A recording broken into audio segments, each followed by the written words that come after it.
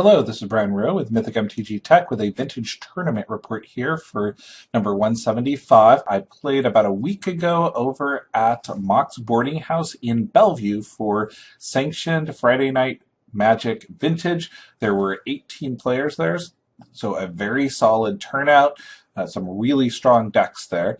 I played this tempo deck, which I've talked about on the channel before. I'll drop a link in here so that you can check out one of my previous deck techs. It is running Dig Through Time at this point, which is one of my absolute favorite cards in Vintage.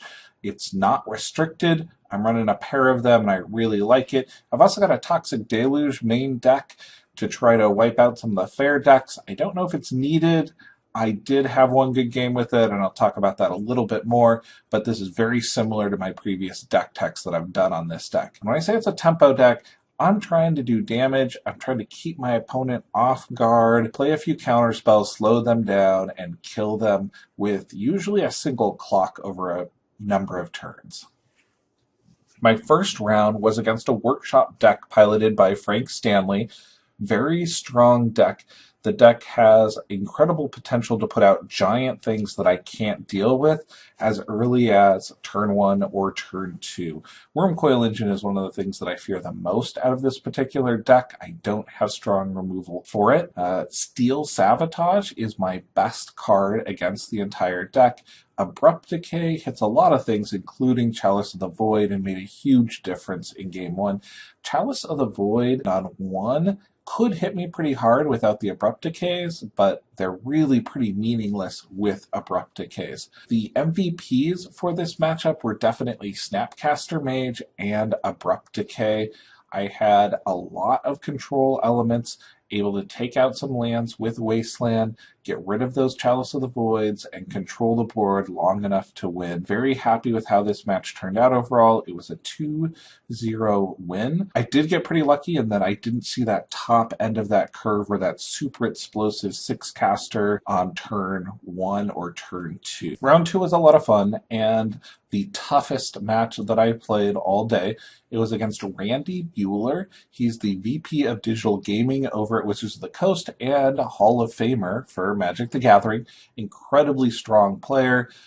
He was playing LSV's Doomsday List, which is a combo deck that really has a diversity of threats to it, several different ways that it can win, and lots of control. This was a very interesting match, especially Game 1. Game 1, I was able to Wasteland a land, Abrupt Decay and Mox, leave him without land, and then we had a back and forth where he was eventually putting 2 land in play, gushing, and I was using the Deathrite to remove stuff from his graveyard. There was really an interesting turning point that I'll get to, but I want to talk a little bit more about how difficult this deck is to play against. The main issue is that there's 2 major win conditions. One is Laboratory Maniac.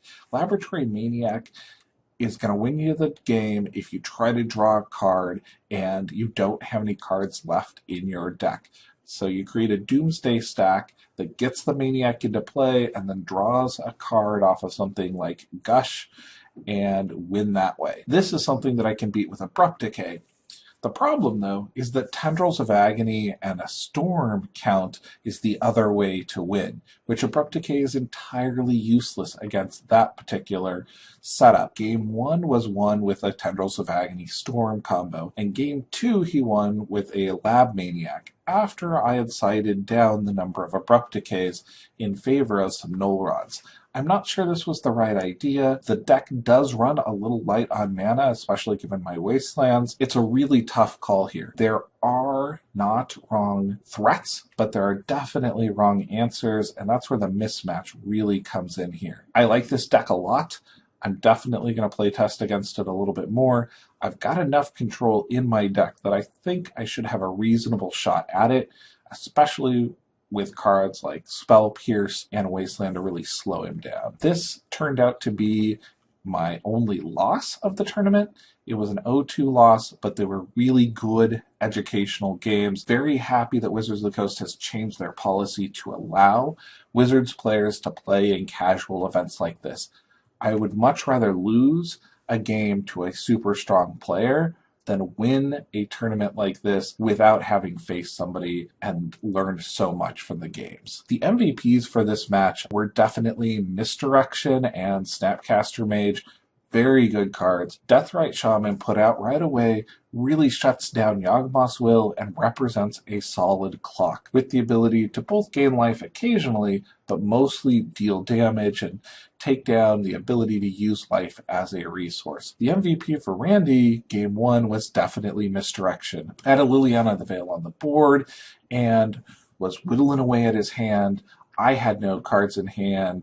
I draw a Ancestral Recall, and I play it, and it gets misdirected to him. That was where the game really turned around in game one. It may have even been a mistake to play Ancestral, although I don't think so. I think that I've got to go for it because it really locks the game away entirely for me if I'm able to get it off. Round three, I played against a very interesting deck, a Death and Taxes Vintage Hate deck.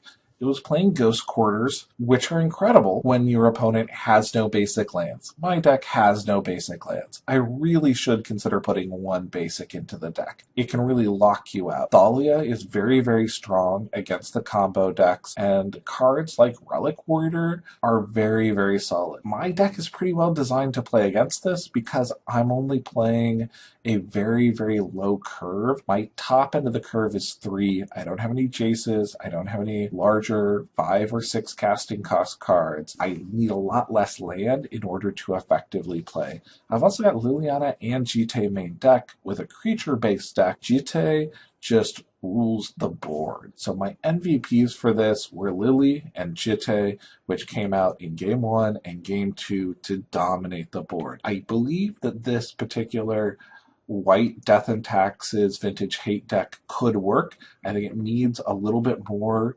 speed to put things out a turn earlier. I definitely like the idea of hating on what everybody else is playing and playing a fair game. In round 4, I played against a Storm combo deck. Fans of the channel know that I really like singleton decks, and this is the ultimate singleton deck. In game 2, my opponent played Dark Ritual with the hope to get Necropotence off. I Force of Willed the Dark Ritual, leaving him with 1 land that I was able to wasteland away. The cards in this deck are all super high power, but they often take casting 2 or 3 of them in a turn to really get the maximum benefit out of the deck. This is an amazing singleton deck. It runs almost 40 singletons main deck. There are so many lines and so many things that you can play. Now, I'm not sure this is his exact deck list. This is a deck list that Reed Duke used to top 8 a vintage tournament about a year ago. I built this about that time period for the Seattle Yawgmoth Cup. Just some casual people play, well, not casual, super competitive people playing proxy vintage. The deck is incredible, but there's so many choices going on. It's not my style of deck.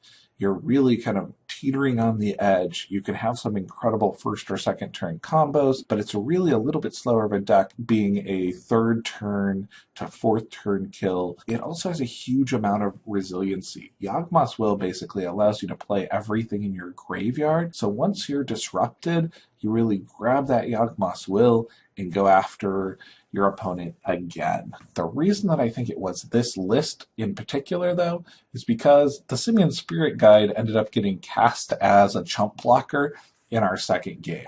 And it's an odd card to have in a lot of vintage decks, but it fits in with this particular Storm deck given the amount of red that is in it. My MVPs here were once again Lili of the Veil. She's just incredible versus combo decks, and Force of Will. Mental Misstep is probably an honorable mention here. Often when I used Force of Will, a misstep would have been just as good. It just happened to be that I was losing 2 cards instead of 1 in order to control that early combo and start to get a real damage clock on the board. I need one more solid source of damage. My clock is a little bit slow. Maybe a Tarmogoyf or a few Delvers would speed the deck up. I don't personally care for Delvers given Abrupt Decay, but nobody else in Vintage, or at least locally only one other Vintage player, is playing Abrupt Decays. And without Abrupt Decays, Delver is a very, very solid clock. True Name Nemesis was also very good for me as a clock. It's a 3/1. It's very solid. I'm not playing a lot of Moxes in this deck though, so that colorless often means that it's turn 2 or turn 3 that I get it out.